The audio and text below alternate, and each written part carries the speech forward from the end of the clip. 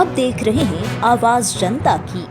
केंद्रीय मंत्री ज्योतिरादित्य सिंधिया ने आज मंगलवार को सुबह मानस भवन में आयोजित गरीब कल्याण सम्मेलन में कहा, प्रधानमंत्री नरेंद्र मोदी ने आपदा को अवसर में बदला। जो देश विदेशों से वैक्सीन मंगवाता रहा, वही देश अब 18 देशों को स्वदेशी वैक्सीन निर्यात कर रहा है। देश में 75 वर्षों में जो नहीं हुआ, वह पीएम मोदी के नेतृत्व में 8 वर्षों में कर दिखाया गया। उन्होंने कहा, मोदी है तो संभव है। देश में 1860 के पुराने कानून बदल दिए गए, 1450 खारिज किए, कृषि क्षेत्र में 255 मीट्रिक टन के उत्पादन को 315 मीट्रिक टन तक पहुंचाया। उन्होंने कहा कि पारदर्शिता, जिम्मेदारी और जवाबदेही तय कर भारत को विश्व पटल पर लाने का काम प्रधानमंत्री मोदी ने किया। इस मौके पर सांसद राकेश सिंह ने पीएम आवास, पीएम स्वनिधि सहित अन्य योजनाओं पर प्रकाश डाला और पीएम मोदी की तारीफ की। सम्मेलन में बड़ी संख्या में हितग्राही और कार्यकर्ता मौजूद रहे। इस अवसर पर श्री सिंधिया भोपाल ग्वालियर फ्लाइट सेवा का शुभारंभ करेंगे। इसके बाद डुमना एयरपोर्ट में चल रहे विकास कार्यों का निरीक्षण करेंगे। शाम 6:50 बजे स्पाइस जेट की फ्लाइट से दिल्ली रवाना होगी। 72 सीटर फ्लाइट का शुभारंभ विमानन company alliance air Jabalpur, Bhopal, Gwalior, Bilaspur के बीच 72 सीटर फ्लाइट शुरू कर रही है। फ्लाइट ग्वालियर से जबलपुर सुबह 10:30 बजे रवाना होगी और सुबह 11:50 बजे पहुंचेंगी। वहीं जबलपुर भोपाल दोपहर 1 बजे जबलपुर से रवाना होगी, जो दोपहर 2:05 बजे भोपाल पहुंचेगी। भोपाल बिलासपुर दोपहर 2:35 बजे, भोपाल से चलकर शाम 4:25 बजे बिलासपुर पहुंचेगी। बिलासपुर जबलपुर शाम 5 बजे बिलासपुर से रवाना होकर शाम 6:05 बजे जबलपुर पहुंचेगी। हालांकि अभी ये सिर्फ जबलपुर भोपाल ग्वालियर के बीच उड़ानें भरेगी, बाद में इसे छत्तीसगढ़ के बिलासपुर में से जोड़ा जाएगा। डुमना विस्तारीकरण के कार्यों का निरीक्षण। डुमना में 412 करोड़ की लागत से चल रहे विस्तारीकरण कार्य का भी सिंधिया निरीक्षण करेंगे।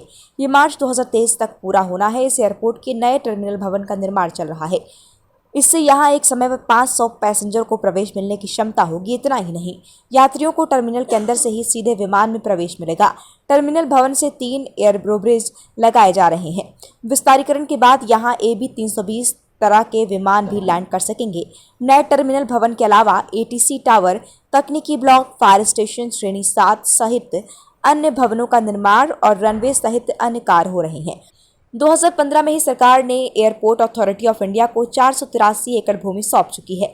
वहीं जबलपुर में केंद्रीय मंत्री ज्योतिरादित्य सिंधिया ने कहा कि देश के प्रधानमंत्री नरेंद्र मोदी और प्रदेश के मुखिया शिवराज सिंह चौहान के द्वारा पूरे प्रदेश में नई फ्लाइट एक शहरों से शुरुआत की जा रही है।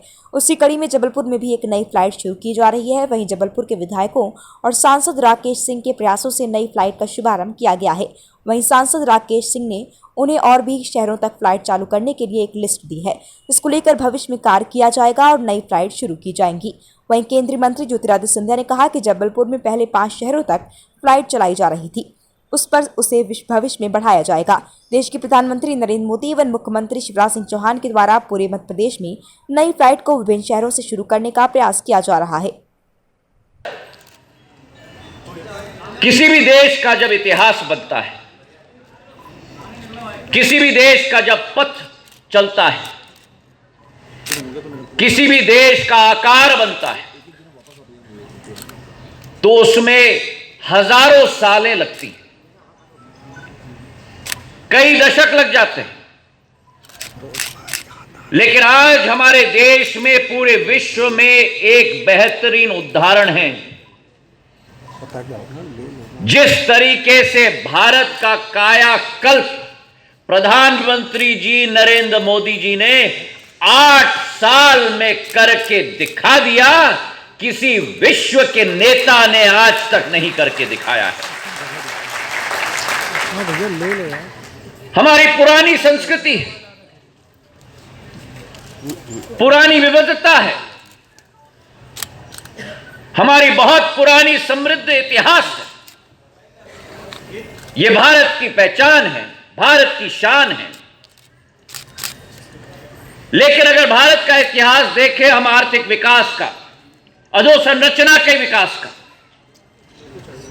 तो कई देशों के पीछे लंबे कतार में भारत का नंबर आता था।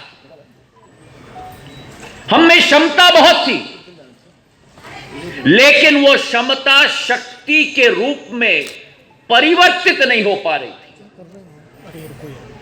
और इसलिए 26 मई 2014 एक बहुत महत्वपूर्ण दिवस है। भारतीय जनता पार्टी राकेश सिंह जी के साथ हम लोग ने मिलकर जबलपुर के लिए अनेक सेवाएं हम लोग ने दिलवाई। राकेश सिंह जी सदैव इतने कर्मठता के साथ केवल जबलपुर नहीं लेकिन समूचे संभाग की मांगों को हमारे समक्ष सदैव रखते हैं। लिस्ट इनकी बड़ी लंबी है लेकिन एक मांग आज हमने पूरी की है और ये मांग जबलपुर की ज़रूर है, लेकिन जबलपुर के साथ साथ मुख्यमंत्री शिवराज सिंह जी ने भी मुझसे निवेदन किया था और स्वयं मेरी इच्छा थी कि जिस दिन से मैंने प्रभार संभाला, पहले मध्य प्रदेश को पूरे देश के साथ जोड़ने की हमारी कोशिश रही।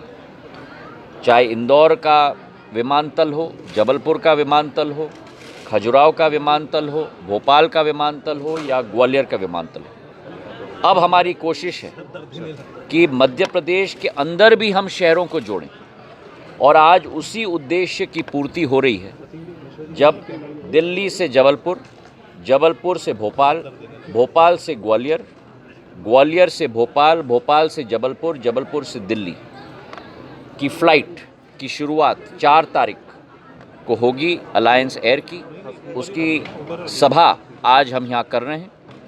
3 दिन हफ्ते में ये रूट पे चलेगी और 3 दिन हफ्ते में दिल्ली, जबलपुर, बिलासपुर, भोपाल, वापस बिलासपुर, जबलपुर और दिल्ली, ये रूट पे चलेगी। तो 2 राज्यों को हम जुड़वा रहे हैं और राज्य के अंदर 3 शहरों को हम जुड़वा रहे हैं इसी फ़्लाइट के साथ।